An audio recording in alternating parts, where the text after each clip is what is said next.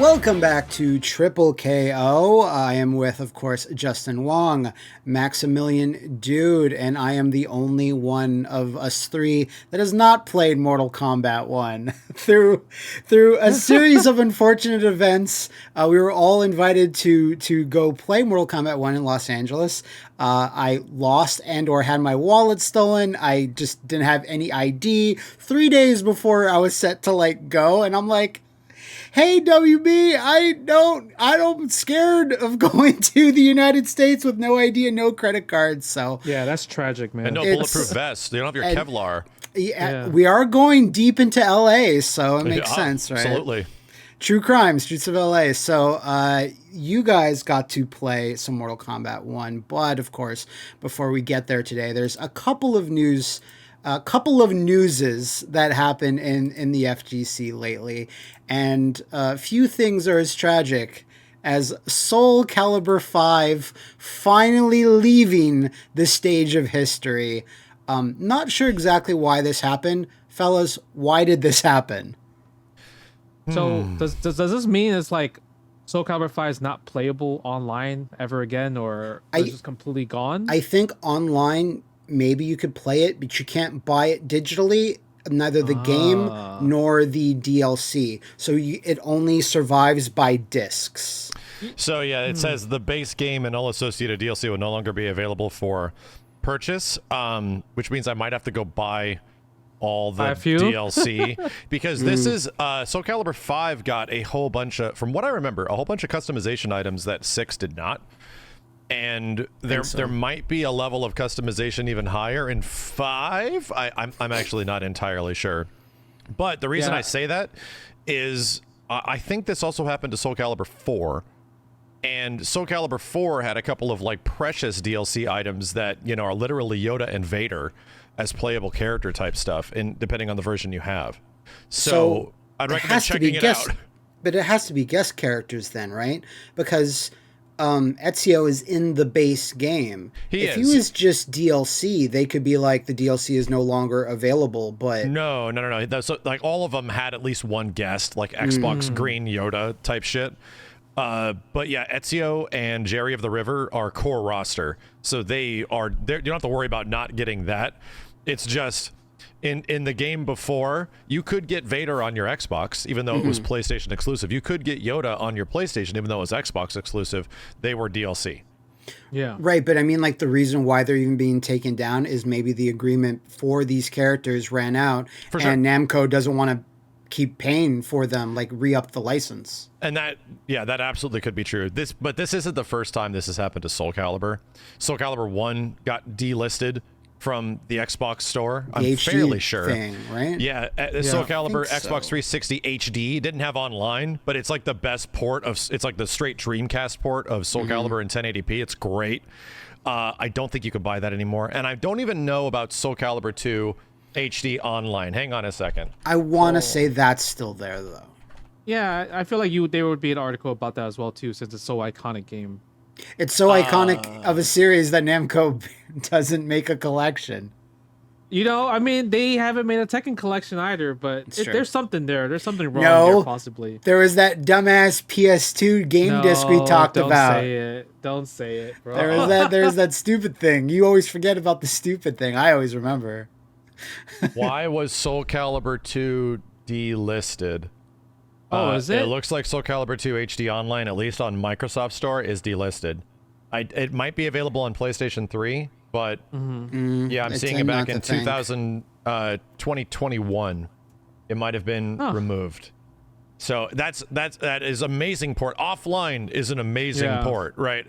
But this is just Bandai Namco games just have this problem. Well, I mean, we all know that Bandai Namco fighting games always get delisted in some way. Much less classic Tekkens are just not available.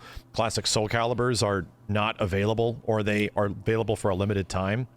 And I don't know what is entirely included with all the DLC of this, but there's definitely some cast members that were added as DLC down the line for Soul Calibur 5, I think. Yeah, so there was Soul one Calibur or two. 5, is it the best Soul Calibur game? It's not, but it's it's not awful. It's not. It's history. It is history. It plays better than 4, for Christ's sake. but you know, it's all this stuff that's available for this fighting game is about to go away. So I think I might have to buy it.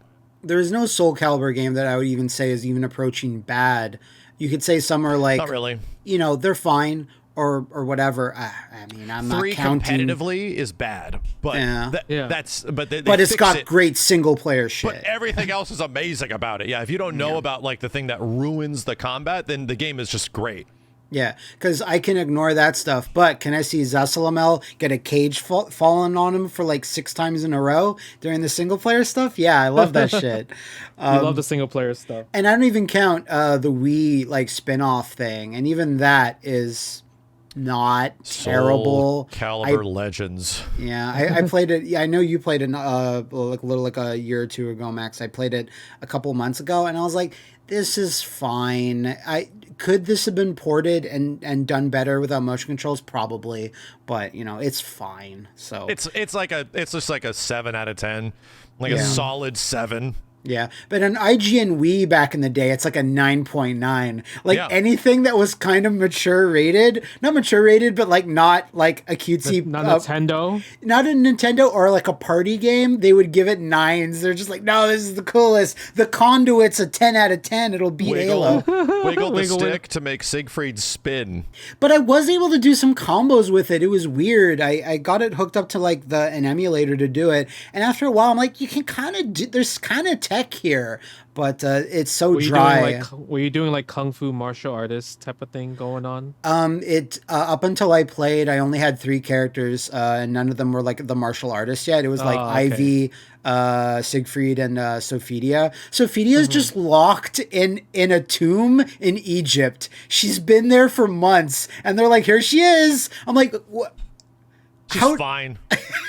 She's okay. She can survive the test of time. I guess so. Was she I don't know, eating the corpses of mummies to stay alive? The answer is yes. Yes. Okay. She was liquefying the corpses into a bone stew.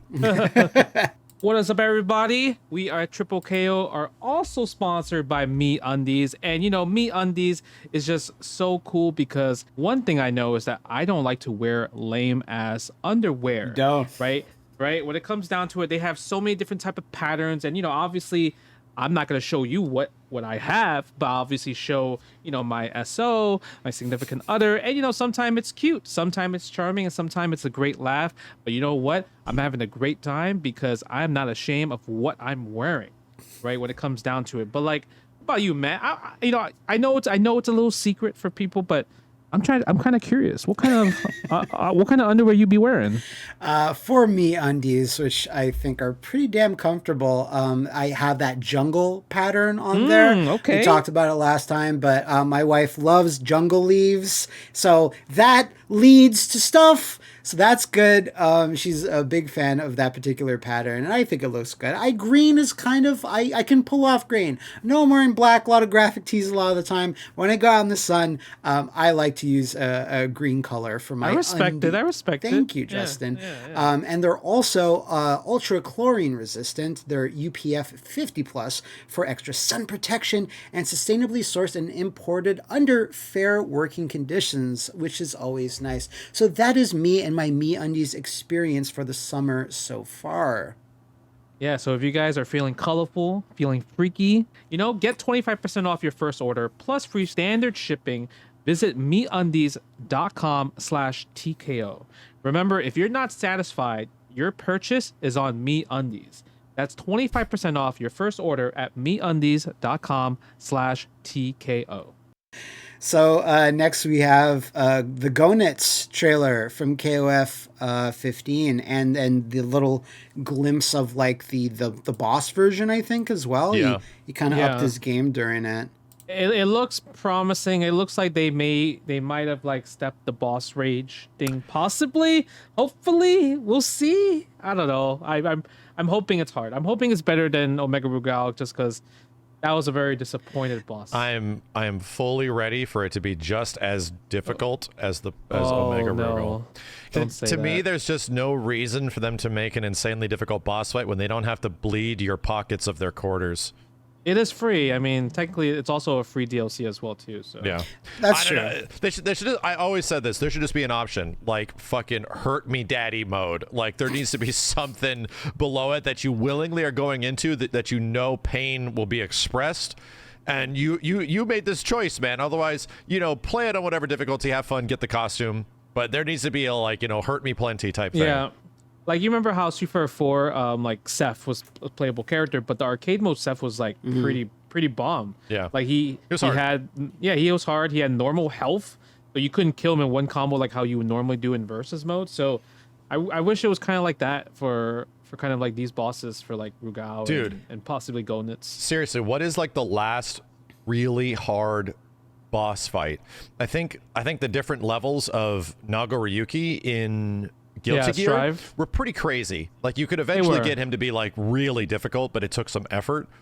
But I'm trying to think before that, man. Like what bosses have actually been ridiculously hard? Shao Kahn, Trial 300 maybe. But even then, that's not. That was 12 years ago. I'm just trying to think of ones that are like somewhat modern, recent, like more modern. But even then, that's an extra in an extra mode. It's not like the arcade more. ladder. Yeah. You guys were talking about Gargos in that like mode. Conquer mode. Yeah, that's true, but it's like, that's a part of an entire, it's the equivalent of running to the last boss in Breath of the Wild right at the start, right? You can do it if you want, but the game gives you all these tools and abilities. It's almost kind of unfair. Yeah. I don't know, man. I'm trying to think of what fighting. Tekken 7. Tekken 7, Shin Akuma, and all that crazy bullshit. Okay. Yeah. At the end of the story mode, that on the hard mode, like it definitely has answers, but you ain't figuring that out in the first like 30 minutes, dude. Yeah. You need to practice a bit. You need to kind of learn learn kind of. Yeah, he just stomps you. Yeah, but like on a normal setting, I don't think there's going to be any example of a publisher in like the modern times going on normal setting. The boss should be hard. They don't want to frustrate. Not an official one. Yeah. I guess for the most recent one that's modern, but not really modern because it's modded, is the modded Galactus. Yeah. That shit was aggressive. That one was great. Yeah, it was aggressive. It was super, super hard, and I think that was changed cool. a lot too. I think since we've played it, it's been like balanced and tweaked and made harder in some places and easier in others. So it's like it's gone through a lot. Yeah, I think that's pretty awesome. In that regards. I think Goenitz's new design looks great in this trailer. I think he looks very it looks good. I do think that's like, even if he turns out to be harder, that's not. Omega Rugal, to me, in my head, I'm like, that should be the hardest, if not one of the hardest bosses. So even if Goenitz was harder to beat, it's like, I kind of really wish they had started with Goenitz, then made Omega Rugal, and then he's the hardest. I'm assuming we're going to get at least one more of these. Yeah. Do you think I feel like Orochi would have to be next if they're going by order, right? Rugal, Goenitz, and then I would take Orochi next. Orochi over like Magaki, I think is the next guy's name. What the hell was that boss? No, it was from Ness. What's the Ness boss in '99? Chrysalit. Jesus. That's right, 99. Yeah. Okay. Yeah. Yeah, Chrysalit. So he would be the next one after. Unless they do Omega Rugal again. There's the thing. It's like, I don't remember Chrysalit too much, but I do remember Omega Rugal. I remember Kokudeska, and I remember Magaki, like, absolutely being a pain in the ass. I can't remember which game was Magaki from. 2003? He's in like 03 or something, so he's way down the line. So, anyway. Yeah. I don't know if they're going to all, like, the painful bosses, but I'm pretty sure, like, Orochi would be the next best bet. Because already, like, has to be. Goenitz does a lot of Orochi, like, stuff, And so you have Orochi team in the game as well, so it just thematically lines up. Yeah. I'd love them. Though. Yeah. I'd love them to be just like, here's the boss from Maximum Impact 2 just to screw with all of you. Do they have the Maximum? They don't have Maximum Impact soundtrack, huh? I thought that they did, but I might be wrong on that. I haven't looked at the jukebox mode in a while. So actually playing 15 like 2-3 weeks ago, but I didn't look. I want to say I saw something hinted about Maximum Impact, but even then, I think it's considered like a pocket universe. Yeah, I think this drops on the 20th, and we're speaking of playing 15, and we're getting crossplay. It's actually like I think up and so, live. Yeah. Yeah, I think crossplay's coming. That's good. But you know how they added the jukebox had like different type of SNK games like Last Blade and Metal Slug and everything. what if they added a boss rage from like one of those spin-off fighting games? What, like Maximum Impact, or which ones do you like mean? Last Blade or Garo, Mark of the Wolves? Oh, like God. what if they added Kane as one of the new bosses? Oh, Kane would That'd be be pretty awesome. That'd be right. That'd be pretty cool. That'd be pretty cool. They're only doing bosses that are like KOF bosses so Yeah, far, yeah. like KOF legacy bosses. But I mean, I think they're saving that, Justin, for the Garo game. That's true. That's aggressively in development. Yeah, aggressive. What was ever they said? We're aggressively working on this game. Yeah, Yes, because it's not like Kane is dead and you can just have a dream match boss in there. Like, he's alive and he's like in the Garo 2 artwork. So yeah, I think they want to save him for that. He's real and he can hurt you. So good stuff there. We have Street Fighter 6's Battle Pass. Or the last time we talked about Street Fighter 6, which was last episode, this wasn't even available. Even got delayed by like a few days, I think. You'd keep checking the rewards page in Street Fighter 6 and you see that Battle Pass tab and you're like, well, what? And then you click on it and then nothing would happen and be like not available yet. But it's available, and it's the beach summertime sexy fun pack. So there's some beach themed things, which is kind of what Battle Passes do. So, so you can expect a spooky Halloween one. yeah. A Christmas one too. Oh my god! I've been Christmas out of the loop, so I really haven't had a chance to go through the battle pass. So it's $5 or something like that. Is there anything actually for the roster, or is it all rewards for your freak character? I feel like it has to be the avatar. I'm looking at like if it's beach vibes, it's giving like beach outfits. Yeah, I'm looking at this article has like a video of extra costumes, but I think those are just the extra colors. Yeah. They're not in this battle pass. That'd have been nice if the battle pass at least had like one color of a character or something like that, but that would be cool. It doesn't affect the core roster at all. Like it feels like this could be an opportunity to really like, yeah, you have me by the balls, I have to get this shit. But they're not doing that. Instead, it just sucks. Yeah, but at the same time, I can imagine if they did hide character specific things in the battle pass, there might be like some ire raised about that. This is why these things are so tricky to do. And we were talking right before we started recording. Is this the first major like traditional fighting game that has a battle pass? I think so. Yeah, I don't remember any other game because it just reminds me of like a gacha system, right? And then I don't think any other fighting game really went through that. But Street Fighter 6 might be the first one to kind of do that. Even when you first get the game and you're like looking, how can I buy these skins, these colors, these outfits? You have to use fighter coins, right? Pretty much in-game currency. And how do you do that? Bro, you top up in Steam. Or you top up in whatever store you're at. Yeah, it's gotcha in the sense that it's carrots on strings being dangled in front of you, but unlike traditional gotcha, if you're just good at fighting games, you will do all these challenges and get all these things. It just means if like, do you want to put the time investment in doing this? Because the last 2 or 3 rewards in the battle pass are good. There's super turbo music locked in there, which I was really disappointed to see so far. That's the only place to like, it's, I think, to get new music. Cause we were saying, you know, how cool it would be if you played through just arcade mode and you just unlocked one track.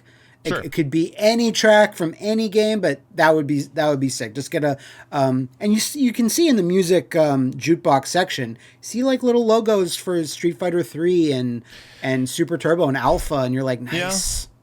Yeah, I need to actually go through the pass and look at it on the game itself. My bum ass hasn't been able to play this game in like a week. But getting distracted by that Final Fantasy traitor. Yeah, my Final Fantasy and my friggin' family. To me, it would be worth it if the songs were actually usable in some way, like in the game.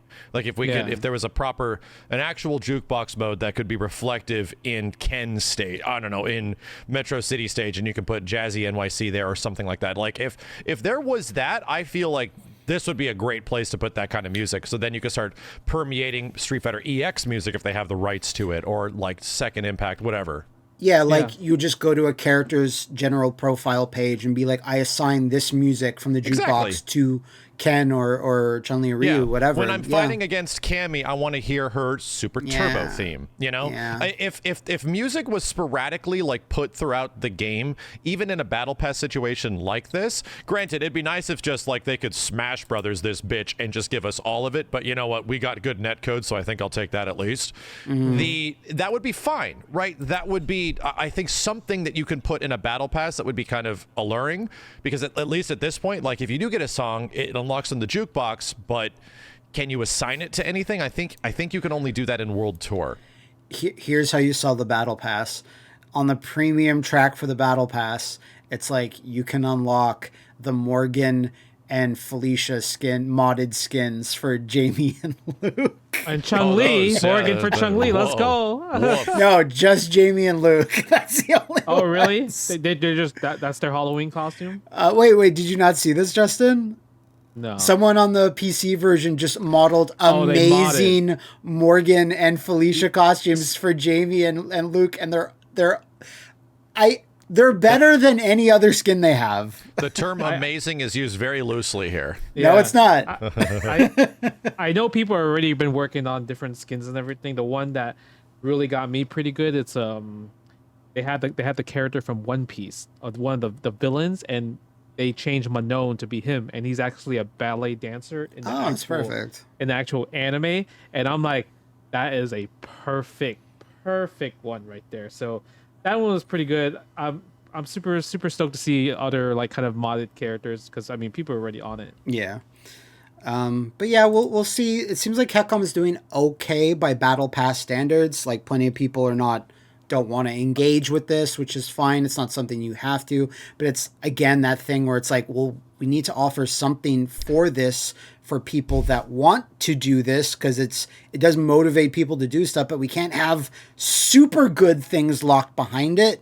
So yeah, we'll hopefully Capcom will be able to. I think it's worse that there's nothing in here that's interesting.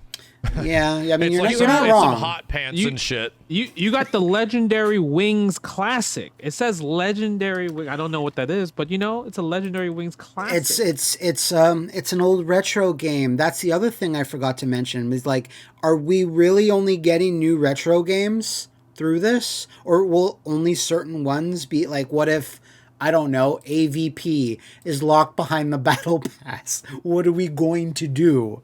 You're spending money, right? The only way Aliens vs. Predator has ever been released in the United States or anywhere outside of the UK is locked behind a limited time battle pass on Street Fighter 6. I love it. Let's go. That's about right for that game. Sorry, Justin, go ahead. No, I was saying, I also noticed in the free reward section, they have rental fighters as well too. Yeah. So I'm guessing that's for DLC. Exactly. There's so many. I think it's obviously for DLC. At this point, it's for DLC for you to check out DLC characters. But to me, that considering how segmented the piecemealing of this game is, where it's like, oh yeah, you could just have Battle Hub if you want to download that. You don't have to download World Tour. You don't have to download the offline stuff. You can just have Battle Hub if you want. Yeah. You're paying for it all, but you're paying for it all. Yeah. At this point, you are, but it almost feels like to me like this rental fighter stuff that, man, there's almost some blood in the water that there's going to be a free-to-play version of this game at some point. I could see that. Sense. I could see that like when a second year starts, or Battle Hub is like completely separate client that is just your goofball character running around in the Freak Fest and fighting people and stuff with like a limited roster and then, hey, you want to try other characters? Hey, you get this pass to try out other characters and they not just DLC. It's funny, we're unlocking things like that right now in the game, and there is no characters to play. That's weird to me. That's what I'm saying. There's no way to utilize this currency until like potentially way down the line. What if they made the free version like a actual full, the demo version with all 8 characters, and then you use the rental pass for fighting grounds for the other 8 characters? I think that's a great idea. I mean, potentially like rotating 4 characters, or even something like KI did, where it's like, hey, you just play this completely for free, but you only get a couple characters at a time. If you want it, here's what you can unlock piecemeal. If you want the whole thing, there's a whole thing. Like, there should be options for that, just to get people online in some way if you don't want to do World Tour. I thought I read a thing that the rental system, like they talked about this a little while ago, that it's like it's for an hour. with a character. hour. It's limited. Yeah, it's like you get to try them out you get to like go to a video store and rent them, and then you got to bring it back in an hour. So yeah, rewind your character. Exactly. You got to cram something up there and start twisting. Make sure you got to make sure they're ready to go for the next person. Yeah, that's exactly it. You just see this poor Rashid just going, "Oh no!" But like an hour seems like 24 hours is too much. Yeah, an hour is like, I like this character, I'm gonna get him. That's just to lab them a little bit, maybe do their arcade mode, and I don't know, but who knows if it even is arcade mode? I don't know if it's just Battle Hub or what. Yeah, I don't know that either. I'd like to think it's maybe just labbing or Battle Hub. Yeah, I would think Fighting Ground would probably Fighting be Ground. Yeah, Fighting Ground. Sorry. Yeah. Yeah, I feel like it has to be Fighting Ground. So that makes the most sense. But yeah, hopefully this won't get worse. It will only get better, and Capcom will either find that sweet spot of good rewards and not making people too mad. Speaking of not making people too mad, but they still wind up doing it. Don't say it, please. The slow drip of DNF Duel content. So slow. I don't know. I don't even know any. I don't even know what's the point anymore. People were asking me about this the other day, and I'm like, all right, I get it. There's another trailer for Spectre. I get it. If there's not a release date, I don't care. And there isn't. There's still no release date. Apparently there's not. So I was like, I'm not looking at it, dude. I'm good. I don't want to keep hearing about all this stuff that's going to be in this game that I enjoy, and hopefully coming back to it with no preconceived notion of when the hell it's going to drop. It says summer. It says summer. I get it. It's been saying that shit. It's been the summer for a while, man. What's the last day of summer? Like September, like 15th or September sometime. All right, so it'll come out September 15th. Spectre. Someone right before MK. Someone on Twitter asked me, like, are you ever going to make a what happened about DNF Duel? I'm like, no, because I don't even... I get the impression this was not hard to make the original game, but can you possibly make a video as to, like, why are you so slow with content? Like, it doesn't... That's weird, because like, how do you make it what happened about it? Like, the gameplay is not everybody's cup of tea, but there's nothing wrong with it. Fine. It's one of the best looking fighting games there is, period. It has some of the best online systems and quick matchmaking when there's people on of any fighting game like out there. Like, everything sort of like falls into place. It's just that the game was overpriced. Like, the game was too expensive when it came out, even at a discounted rate. Yeah. And its single player content wasn't great. It just matched the same as every other kind of fighting game out there. Yeah. So it mostly is just like it's the hilarious game that it's not your cup of tea, but let's just act like it's the worst thing ever. And it's like, yeah, really, man, like what the heck? The only problem with this is that their response and follow up has been abysmal as far as like communication and what's going on. And it feels like the game should have already had all these mechanics and cool stuff in it at the start, because even the small update they did do was pretty great, and it changed the game quite a bit. I just assume with like 3 companies in the mix and one of them not really having a fighting game, like the owners of Neopol, they just don't have that much experience in how content gets delivered in fighting games or something, and that's the only thing I can assume just based on the facts. Because there's nothing out there. So from my experience, because I used to work at Nexon like long You're a little baby, Justin. Yeah, when I was a little baby, right? Playing DFO and everything, Korea, their servers were like maybe 1 year advance in terms of like expansion packs and everything. North America was literally 1 year behind from Korea. So I personally think it's probably Neopol just taking so long to approve things or doesn't want to approve things, and it's probably the reason why like DNF Duel is in the current state of just like this character doesn't know when it's coming out, like all this possible DLCs taking too long to come out. I really do think it's from Neopol's end and not Arxis and because Arxis is beholden by the IP holders here. Yeah, they just make the game. Yeah. They don't make decisions. They get told, you put this together, here's our concepts and everything, come up with this. Here's when you deliver it by.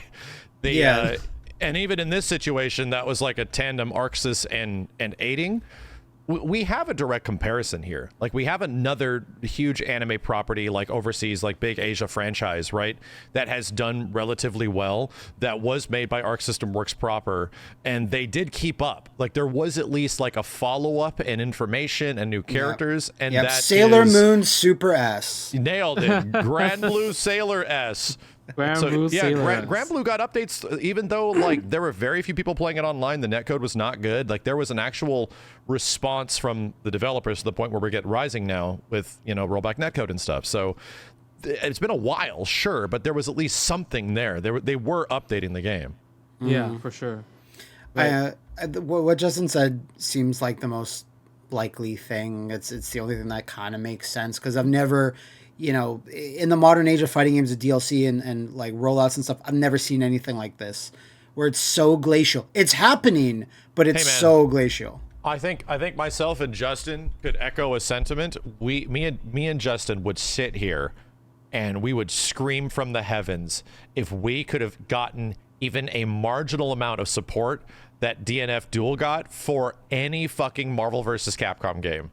Any of them. Ultimate Marvel 3 came out and got a patch and it fucking died. MVCI came out. Here's our DLC characters. Within a couple months, we're done. Like, that's it. It was like the amount of content we got for those games was like barren and super minimal after the launch. And just the hope that there's something for DNF in the future, that there is characters, that there is updates, would be like, oh man, if we eventually got that for like a Marvel game, oh dude. It's definitely unfortunate, because like when you look at DNF Duel, like you said, it's very beautiful. It was super fun to play. And even now, like, I don't even know how tournaments are going to really support it. Like, it didn't make it the cut to Evo this year. The second time. And it was taken out of Arxis World Tour for 2023. Jesus. So yeah, that was the okay. So that's the thing. I don't know if we talked about that. Not sure. DNF Duel got taken out of the big old of its own tournament. Of its own tournament. They got taken out, right? So something's going on, bro. Yeah. So the only thing you have left for support for the game in the competitive standpoint is probably like local tournaments, community tournaments, everything, online tournaments. But even then, I haven't heard of a DNF tournament for a very, very long time. Support your local tournaments if they have a DNF Duel. Like, that being said, Spectre, cool trailer. No, doing she's cool shit. Cool. She's incredibly cool. Like, animation wise, move wise, she's like, Virgil and Spencer had a baby. Gameplay wise, I'm like, whoa, what is going on? Such a sick character.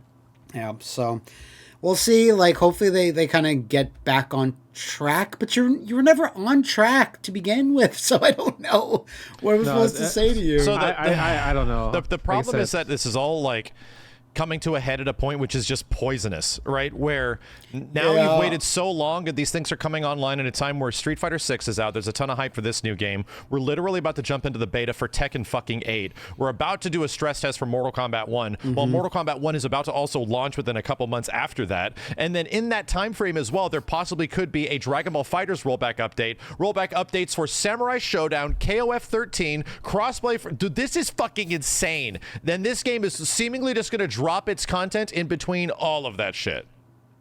I'm sure they'll do fine. They'll do fine.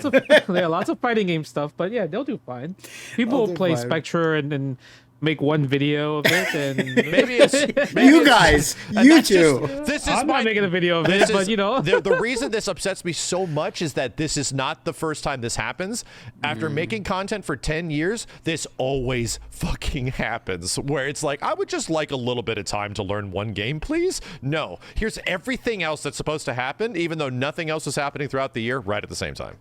Yeah. Like they when it came out, there was time to like get a couple characters in there, maybe like just going by the track of other fighting games. But it's like Max just said, just now is literally the worst time to start dropping content. Fuming. And you're not even dropping it yet. And you're not even dropping it yet. You're just like hinting that it's going to be dropped in between everything. So yeah, fuming.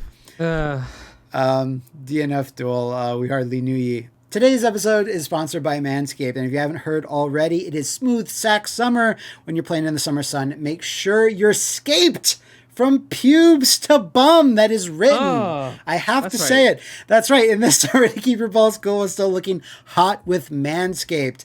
And fortunately, Manscaped is so safe on your lower regions. I've never had any nicks or scrapes with it myself. In the past, I may have. I do not feel confident enough to talk about that today, but I know someone who is. Justin Wong. Justin, have you had any dangerous scrapes beforehand before you switched over to Manscaped? Listen. When using Manscaped, there's no danger. I become the danger because of my smooth sack. It's summertime here, baby. And you know what that means? My family needs to go to the beach, right? And then, when I'm trying to wear these shorts, I don't want these little long pubes sticking out from the front or the back. But you know who got me? The Lawnmower 4.0 trimmer. That bad boy right there has given me the confidence that I don't even need shorts. I could just wear Speedos if I wanted to go to the beach, right? Like all that type of stuff really helps the confidence, because when it comes down to it, I feel like, a lot of people might not have the best way to trim, the confidence to trim, or maybe you're scared because of a previous usage from another product. But Manscaped, trust me, one, it is amazing to use in the shower, right? It's waterproof. It has a cutting-edge ceramic blade to reduce grooming accidents thanks to the advanced skin-safe technology that they have.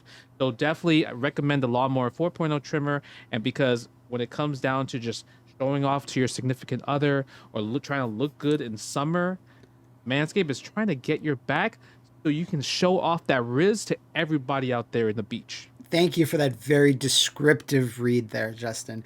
You can get 20% off and free shipping with the code TKO at manscaped.com. That is 20% off plus free shipping with that code TKO at manscaped.com. It's smooth sack summer, boys. Come on, Max.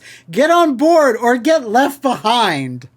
So I'm not sure if you guys saw the picture of this particular person that's going to be a part of this next news story, and that a ton of new actors are added to the Mortal Kombat live-action movie sequel. So Shao Kahn, Sindel, Jared, King Jared of Edenia. King Jared. Right? And there's one other character. There's one other... Quan Chi. Are all going to be in this movie. The returning characters from the first movie is literally everyone, even people who died. Good. So Kung Lao is still in this movie. Good. Sub-Zero is still in this movie. The only characters that died that are not back, Kano is back in this movie. Max, you had said they need Kano. Kano carried the first one. He did. Max had said, "I don't care if any of these characters from this movie live or die." There was one comment that said, "I cared if Kano lived or died. I love him in that movie." They are not wrong. But everyone is back. They didn't say in what context, but the only people that are not back are the jobbers. So Nitara, the vampire chick, and Reiko. Who got his head smashed in by Jax. Oh, so is Goro coming back too? It did not mention Goro because Goro is CGI, so there's not really a person you can say is back. Okay. But who knows at this point? It could be anybody. But the gentleman that is cast as Shao Kahn is a man that looks like he is CGI. His name is Marty Boyd, and he's been in Fast and the Furious movies. And the picture I posted on Twitter, I will hopefully have that on the screen. This is the biggest, most massive dude ever. It makes The Rock look like a child. Yeah, it looks like he came from Greenland and has been eating raw salmon out of the rivers. Raw sheep. Raw sheep. Wrestling with bears. And I was like, look at this guy. What a son of a bitch. And then everyone's like, this is actually this guy is apparently super nice and charming and whatever. He's not what you'd expect. So he is the Shao Kahn. And I was like, this is more Shao Kahn than Shao Kahn is. The MK11 version of Shao Kahn is as close as you're going to get to this dude, because other Shao Kahns look again, children compared to this guy. So all of these actors being added, but now there's so many, now I'm worried.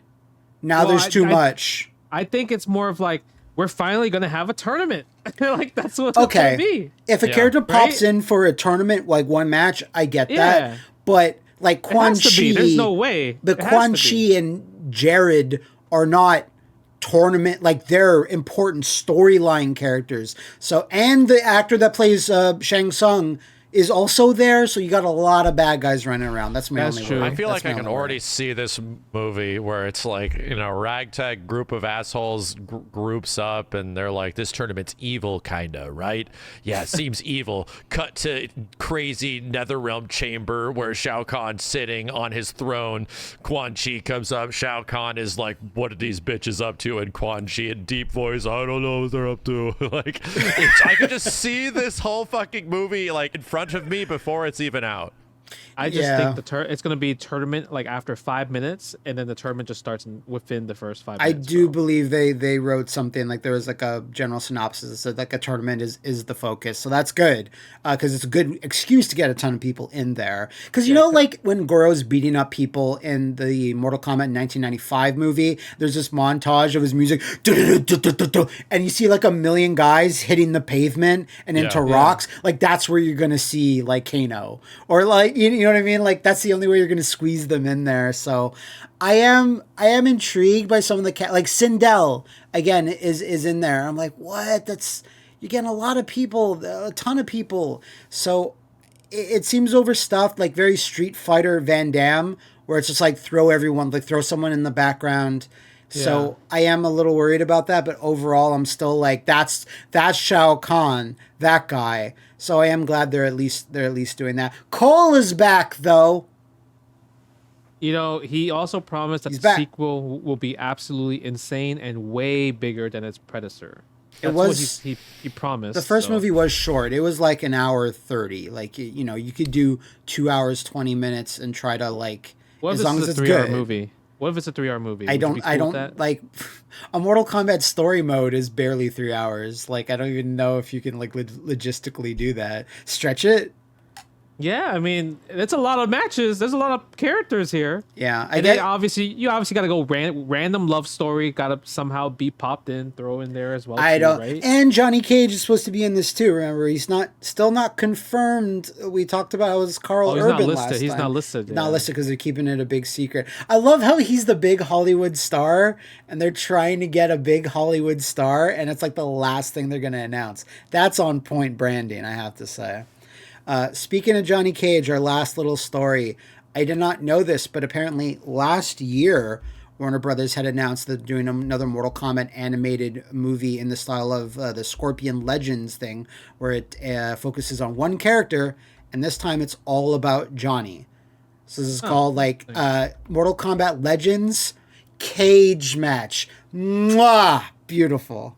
So it's just him like how is it going to be Mortal Kombat related? It's a prequel. It seems to be Johnny Cage's like his career is doing poorly, so he teams up with Jennifer Grey, that real life actress Jennifer Grey. She's playing herself. She was the woman in Dirty Dancing.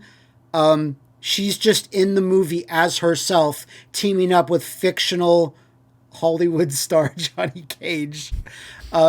There's also some polls. Master Boyd. Do either of you two know who Master Boyd is? Because this is the biggest poll I've ever seen. No. In Mortal Kombat?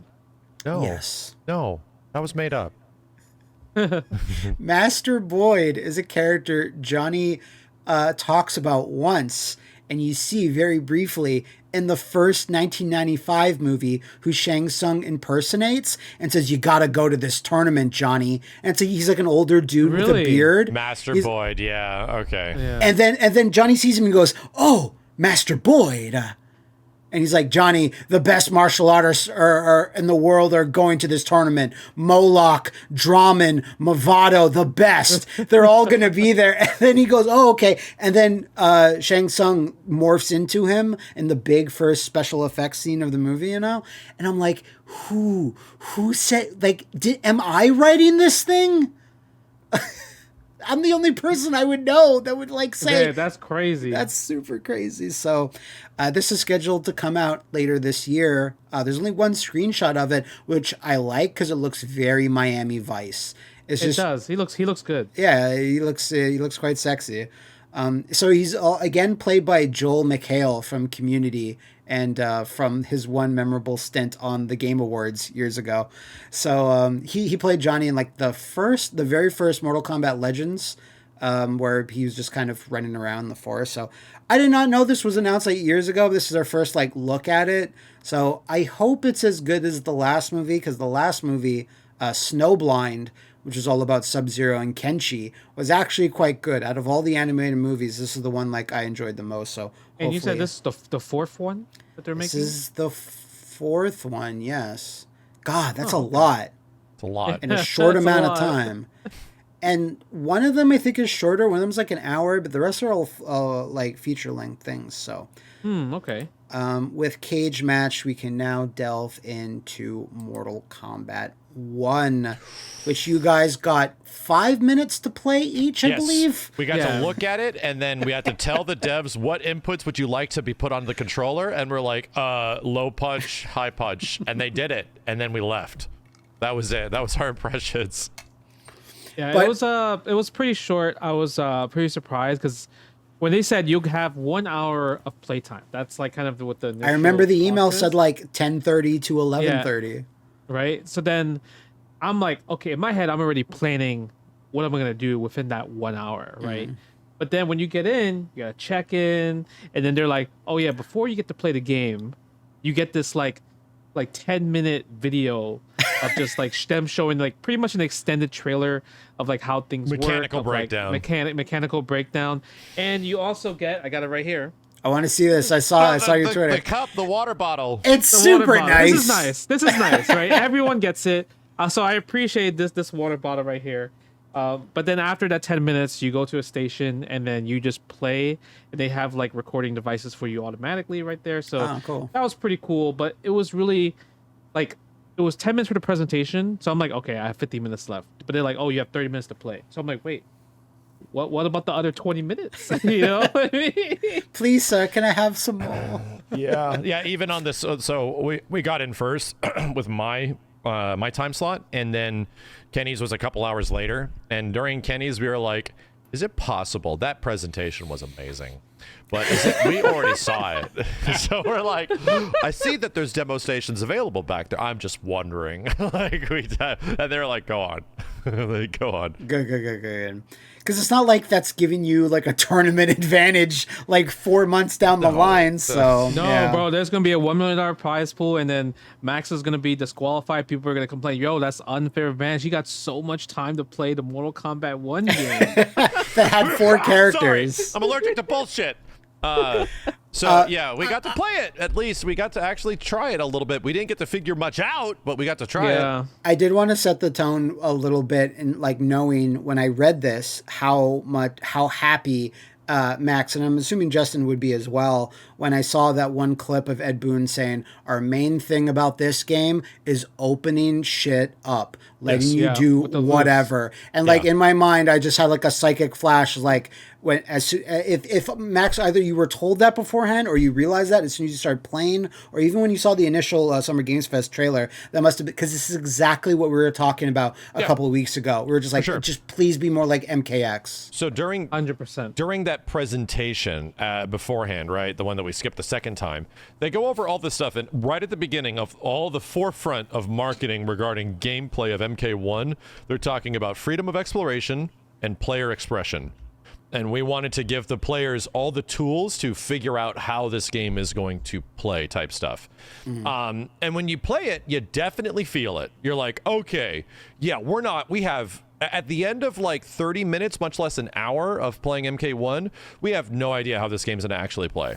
We have like a combo or two that is utilizing 1/4 of what the systems technically are providing, but still, like, there's so much open-ended usage of the cameo stuff and everything that we don't know. So that's a very good sign. Like, the ground game of the game still feels like MK11 for sure. Yeah. Like what you're doing on the ground and how characters move feels MK11 like. It doesn't feel like MKX. But how much variance you have from moment to moment is going to be massive.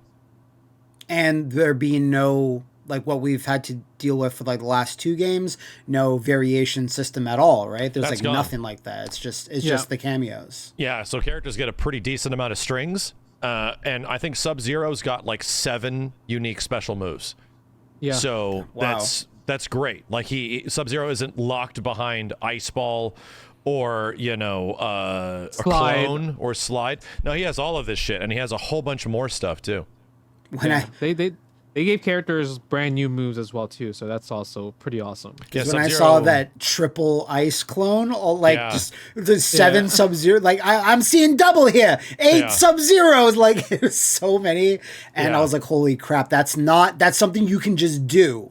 So that's just EX. It's just an EX. Yeah, it takes 2 bars to do the big'em, right? And that's new. And that's new. But you gain bar really fast in this game. Like you might have, depending on the situation, like a couple of maybe a level 3.5 by the end of like the first round. It really depends. So that's where like the breaker stuff comes in. It's like 3 bars for breaker and your cameo. But going back to moves, when you do moves, it isn't like traditional, I just add an extra hit at the end of this, you know, or when I do the move, it has armor now and launches. Some stuff does have armor. Then they changed the wake up system where if you want to wake up with an attack, you need to do an armored special. So like Sub-Zero slide turns into, he like slides through you. And instead of doing the spear end, you go popping up and your character like flops to the other side. Yeah. So now there's like a proper like big risk reward associated with its like wake up system in a similar vein to MKX. And that the cool part about those wake ups is that it isn't just universal wake ups. You have to choose which special move has armor. Not all of them have armor. And when you alter a special move, something different could happen when you meter burn it. Like the dive kick, for example, is a dive kick, and it's a cool dive kick, and it works from certain angles, and it acts like a traditional dive kick. But if you meter burn it, the dive kick kind of goes away, and he does this ground pound. And it pops you up. I didn't see this, or I might have not noticed it. So the special move effectively has changed if you do a meter burn version of it. And that was the same thing for a lot of special moves. Not every single one, but quite a bit. So it's fun. Like, it's like, wow, these characters have the most tools they've had since like MKX/MK9. There's a lot of stuff here to chew on. Does it kind of feel like they kind of took like stuff from the variation system and say, well, let's make it that almost a character has almost all of that all in one go? A bit, like, because you're saying Sub-Zero has 7 special moves. Was that the same for like other people? Because Liu Kang has like a shitload of projectiles now. Yeah, to a certain degree, yes. Most characters get like more specials than at least like an MK11 situation. But is it as much as I'd say like a variation in MKX where, dude, in MKX you had like all these core moves, universal, and then you tacked on all these other specials, so there was like a shit ton per character. I feel like it feels like an MKX variation, right? But now instead of it just being, okay, so here's like the combo one, here's the zoning one. No, they're just giving characters all the tools they traditionally have and be like, okay, so this is a combo character now. No, this is like a trap character now. Here's how you're going to use them. And they just give you, go for it. Go for it. Have fun. They said they had that. They also added a new move list for aerial attacks, which is pretty much air combos, right? Like it's their version of saying aerial raves and everything like that. So I think for Sub-Zero there was like 5 to 6 variants of like how do you want to end your air combos after you launch the opponent. Yeah. So that's something that they added that's pretty new to the game as well too. So that's pretty good. You have ground bounces. You have ones where they just knock you straight down, and it's like a hard knockdown. You can cancel your air attacks into an air special if your character has that. Like Sub-Zero has a dive kick, so you cancel your air combo into the dive kick and do more crazy cool stuff, right? So there's so much stuff to do that even though we played the game for 30 minutes, like no clue. That's like there's like 2% of what the game. Which is the reverse of what people were saying when they first played MK11 at that first event, which is like, well, that's figured the game out. And I can't speak for Justin, but I mean we've had a kind of a similar situation when we first played MK11 in the first like 30 minutes to an hour of that game, where we kind of felt like we had the game figured the fuck out. Within that first like 30 to 60 minutes. Not like bragging we had it figured out, more like there just wasn't enough to chew on. And I'm like, so what crazy combos have you found? What crazy like things in neutral have you found? Like, no, that was it. oh god, that really is it. And even to this day, like those characters that we played, like Sub-Zero, that bitch is doing the exact same stuff we were doing at the highest level of the game in the first 30 goddamn minutes. So this is a much different scenario, right? I'm not like completely sold on like the movement of the characters right now, and some jumps are like super like floaty, like they really whoa, like they almost want to like encourage the air combo, so the characters have like a lot of really floaty jumps right now.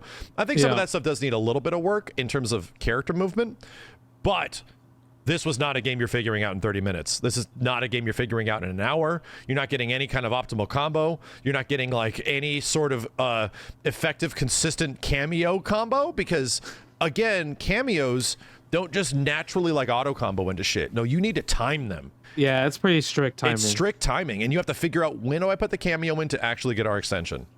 I did want to ask about this for cameo, so maybe Justin can answer this. Is it a specific command you have to do when you're pressing the cameo button? You have three types of assists, right? You have a neutral where you just press cameo, and then you have a two direction ones. One's back and one's forward. Okay. So you press back, and then you press the cameo button, and then press right and press the cameo button. Well, wait, there's more. In some of those attacks, you can either charge them and get bigger attacks. You also cancel out of some of them, so act as feints type shit.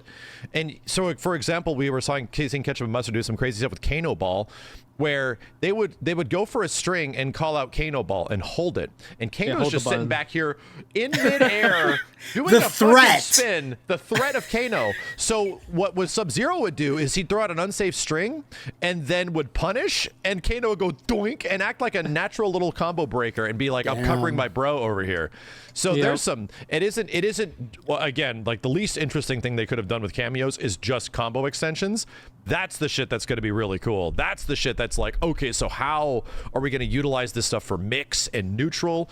For example, Sub-Zero's Ice Ball now is like not a combo tool. Like it's trash. It's like not really slow. Good at all. It is. It's not good, but it actually is kind of better that it's slow because it's good in neutral now.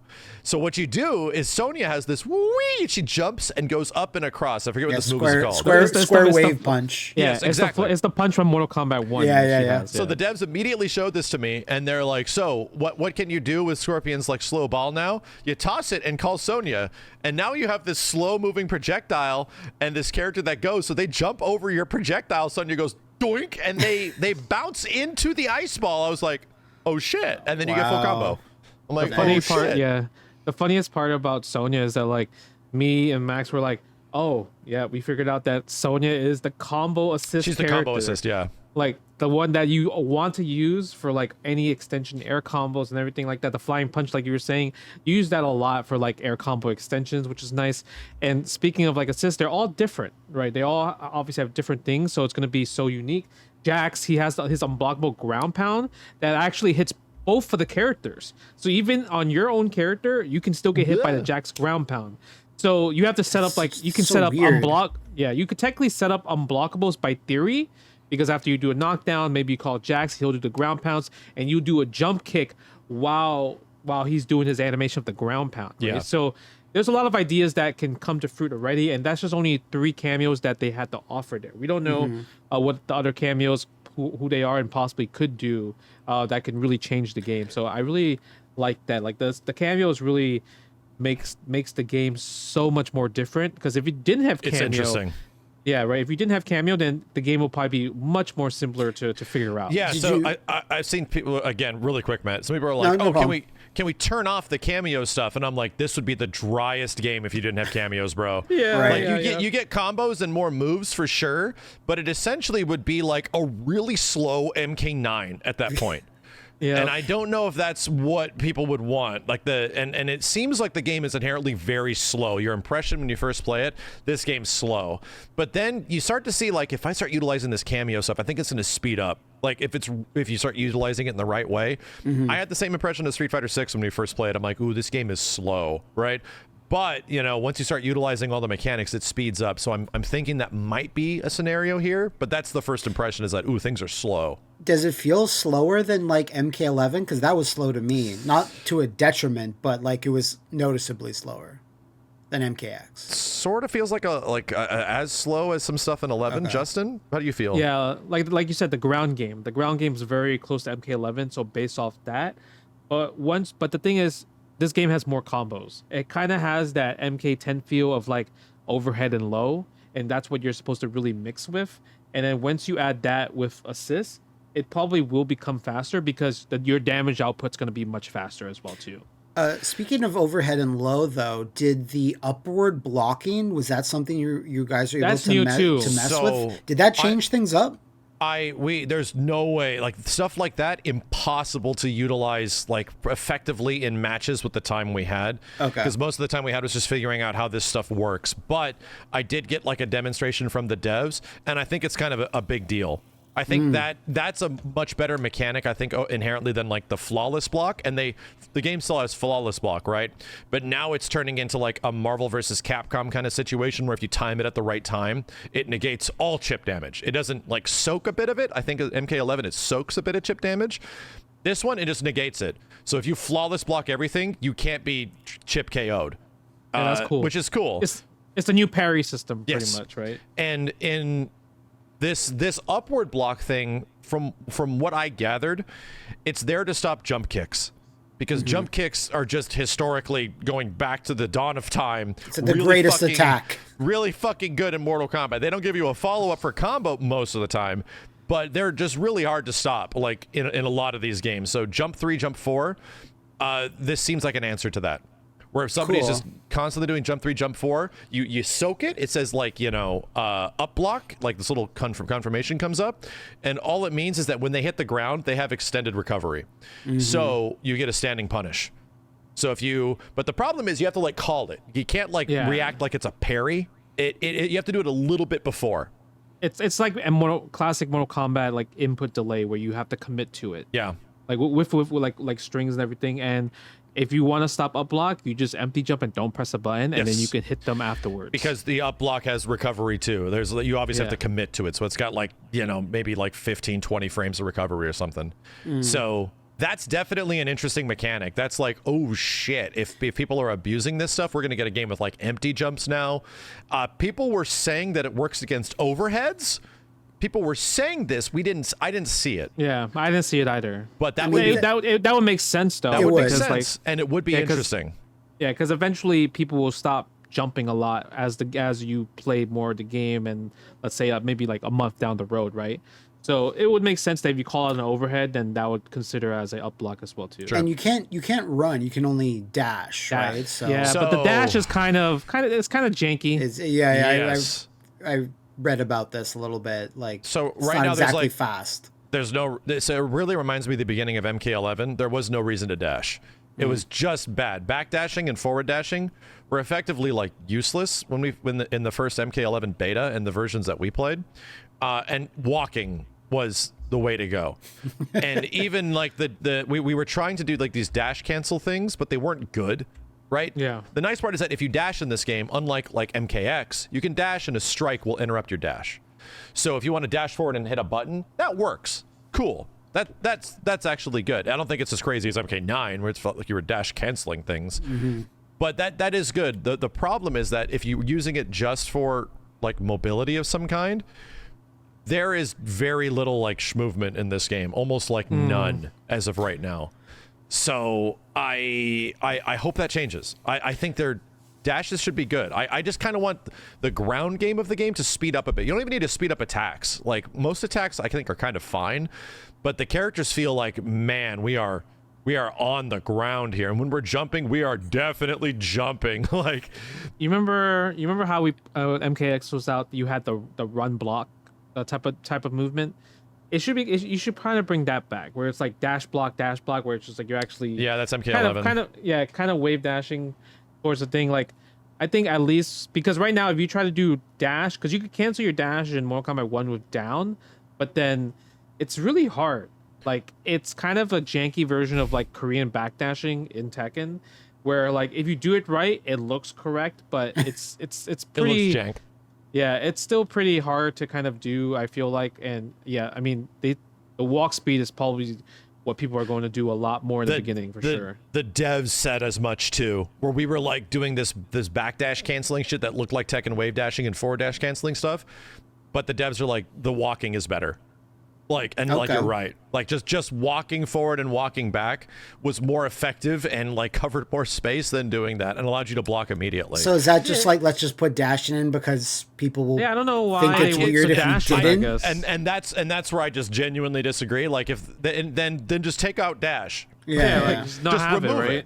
So I think, and I hope that changes. I hope that some of like the super floaty jump kind of stuff, I hope that some of the like the grounded movement of the characters, even if they made walk speed, I don't know, like it kept the walk speed the same and made dashing faster, it just feels inherently like kind of slow. I noticed something watching footage, but I'm sure you guys can attest. As I saw some moves that cameos would do that would slow the pace down so much, where they step in and your character steps back. They do like, it looked like typically a throw. Yes, and then they go, ha ha. Then your character steps back in. I was like, that's so much slower than every other cameo move. Yeah, so stuff like that. Some of like the cameo usage, that when you see the characters come out and essentially pose and then run away. Yeah, bro, it's like we just stopped the whole game. Yeah, like, we just everything in the game stopped. Jack has a command grab. He just pretty much stops the whole game when he hits you with it. Yeah, Kano had one where Kano had one where I think he stabs you a little bit, and then he's like, I was like, this takes like 4 seconds. That is just forward with R1, I believe.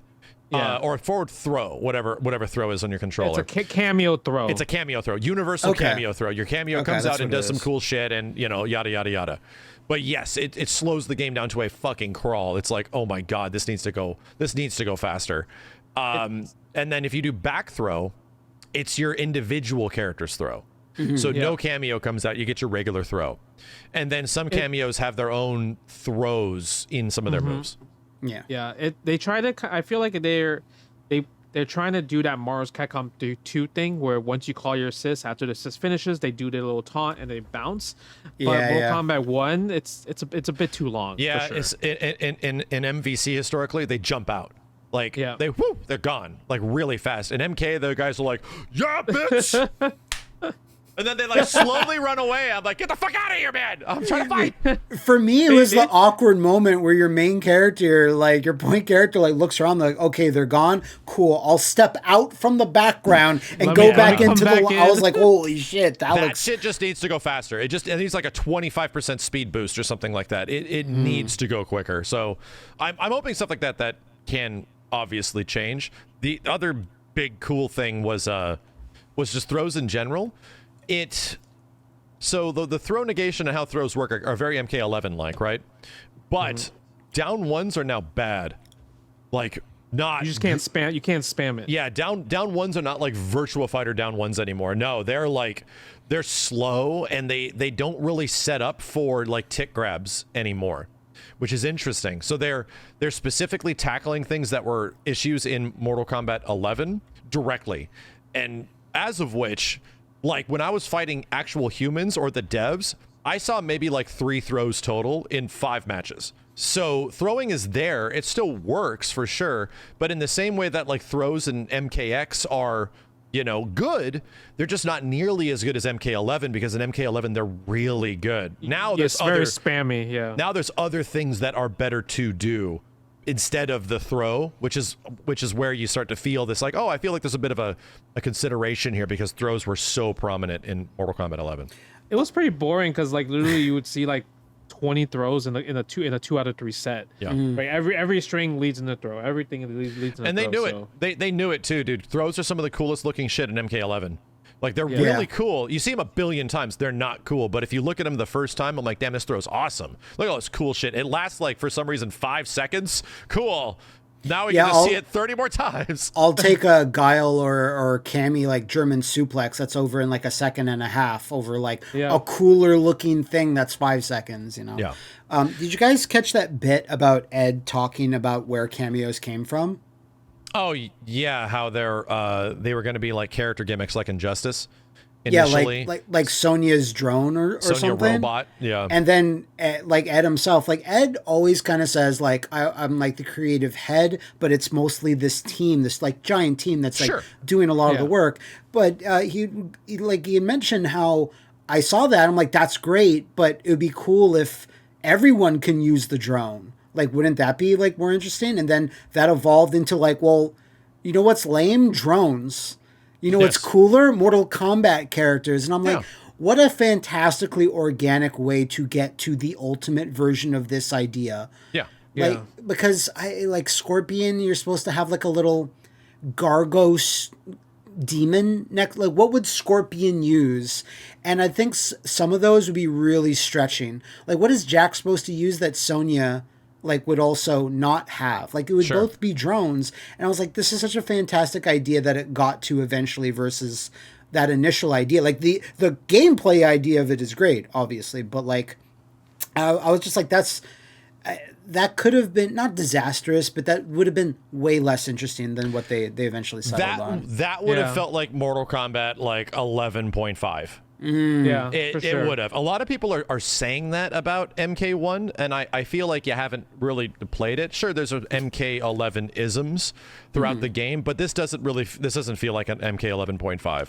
Like, I would have said that if we saw Scorpion come out and do the same, like, toe tap, stab you in the head, like string. If we saw Sub-Zero come out and do like ice axe into back kick if we saw them doing all the same strings and all the exact same special moves, this would have 100% been MK11.5. Yeah, but they don't. Every character's strings are completely new. Every character's like utilization of their specials completely new. They're all different moves. So I don't agree with that criticism. This is definitely MK1. This is MK12/1. This is going to be a much different game than the games before. There's a lot of answers to MK11 for sure, but it's still going to be a much different game. Yeah, I also noticed two things. There's no crushing blows. So there's no background interaction. Correct. At least in the two stages. Do you know if they say outright that's not going to be in the game? I think we just have to assume they're gone. Yeah. Yeah. So for now we assume, right? The interactables, I didn't ask the devs directly, but we didn't see anything that was interactable in any way. So I'm assuming it's gone. It wasn't. I guess like there. What button would you use for? What was the button for interactables? It was in R1 or R2, game? I thought. Yeah, that's now the cameo button. Yeah, that's the cameo button now, right? So I think it might have been replaced. Still have stance switch. That's useless, by the way. It's still there. What are you talking about? No, the best feature in the game. What do you mean it's useless? The devs did confirm with us that crushing blows are gone. The devs also confirmed that the game really has no counter system. So there's no like crush counter type of situation. There's no punish counter, kind of like Street Fighter 6 situation. There's no crushing blow sort of thing, like requirement based. When you get like a counter hit in the game, I don't know what it does. And, I still don't know what it does. And the devs even said that like, there really isn't a counter system. It says counter, but it doesn't really like do anything right now. But I think Paolo did say that some things, if you hit them like from a counter hit, will result in something like not everything, but maybe some things. Possibly like a stagger, like in other older Mortal Kombat games. Maybe possibly. Something like that. But the game is not counter system heavy. So what does that mean? That the strike throw aspect of MK1 is going to be very minimal, right? Because what happens if you just avoid the throw? There isn't this giant like boom, crush counter, bam, here comes my 90%. Like there's no inherent mechanic built into like whiffing a throw into this game. You just hit them and you get your follow-up. So it's like any other kind of Mortal Kombat game. Still going to be strike throw because obviously that's what it is, but there's so many other things that are in there now that you can like utilize with cameos and shit that there's just going to be a lot of other options. They should bring up the power. They should bring the power-up system back. From nothing. Okay, I didn't expect anyone to remember. From the PS2 MK games, you'd press like L1, and your character would grow for like 1 second and just get a random buff. God, I forgot about that shit. Technically, Jax has that growth thing you're talking about there. He grows. So you say that because of his fatality. Do you guys know how that works? What is a fatality that your main character does versus a fatality that your cameo does? Yeah, I didn't do any fatalities. I haven't done a fatality, but there's no time. But I'm assuming it's like fatality 1, fatality 2. You think, huh? Yeah. That's what I think. It seemed like cameos at least get 1 fatality, so that's cool. I just hope that like that Smoke comes back, that Noob Cybot. If you get to come back, make him a cameo. I'm cool with that, so we can get like Noob Smoke in some way back, right? And they're like on a team together. That'd be badass. Yeah. And and then also one thing though, you can hit your cameos. Yeah. So there's a lot of subsystems in there too, where when you hit a cameo, in most situations they become unusable for 5 seconds. Yep. And it's a pretty big penalty, and they're not recovering their cameo bar, like all of this stuff. They're just not playable. They're just you can't call them. They're not, and the juice bar isn't coming back yet either. Juice bar. I hope that's what they call it. Anything that returns back is your juice bar. That's what I call it in all these games. That's fair. But yeah, to me the cameo system, instead of the offensive/defensive system that was in Mortal Kombat 11 that did refill over time, to me now the cameos feel a bit more like Street Fighter 6. It feels kind of like a drive gauge with your character, where it's like this balance of your cameos as like your drive gauge, because your cameos can also be EX'd in some situations, but that EX bar is now a separate bar. Like the bar at the bottom is all about your EX moves and your breakers. Yeah. So now it's like, okay, so here's all your big damage extensions down here, your cameo extensions, if you choose to use it that way. Cameos can be used as wake-up attacks. So that also is like a defensive, offensive thing that, refills over time. Like, once again, there's a lot of MK11 isms here. I just feel like this is a way more fun way of doing it. Yeah, just judging, just looking at the UI and how it's set up again, I'm like, okay, while I appreciated how nice it looked visually, the offense and the defense bars in MK11, like that, just a cool framing device for the gameplay, I'm like, I don't like it. Gameplay wise, like it's hard to separate the two in my head specifically, and doing the traditional thing that they're doing. I also noticed like it's just kind of random with fonts and text and stuff. Some of it really invokes Mortal Kombat 1 and 2, and other times it doesn't. And other times it doesn't. I think they definitely want to bring some of that nostalgia back. Yeah, some of that presentation stuff I think is amazing, and other times it's only okay. I have gone on record saying that, goddamn, these backgrounds are beautiful. They're all absolutely friggin' gorgeous. Every single background we've seen in this game is wonderful and beautiful and looks like it comes out of a Disney movie. Where is my bloody bone guy skeleton lord army background? I need something in a cave where there's a bunch of dead things and also something eating the dead things. Like, we have not seen that side of Mortal Kombat, which is historically very MK-ish. Yeah. We're in peaceful times. I get it. The one, right? Yeah, Johnny Cage's like multi-billionaire kind of Tony Stark's like house, His and then Malibu you have house. Right, and then you have Chinatown. Everyone's eating their Chinese having food a good or whatever time. food, having a good time, watching some good fights. Liu Kang has created the perfect universe. And the Edenia stage, I guess, which is nice flowers and columns and stuff. It's beautiful. But I think I did see footage of the stage select screen. There's like 10 other stages that were like blocked off or whatever. So I have to imagine that's there, because that almost makes me fret in Mortal Kombat 3, where the vast majority of stages were just street, bank, like subway. Subway. There's one or two, like the Soul Chamber, whatever, the big like monster or whatever, but it was like the minority versus Mortal Kombat 2, where every single stage was this dank horse shit that like Ed Boon loves. Like, he's like, I love these stages.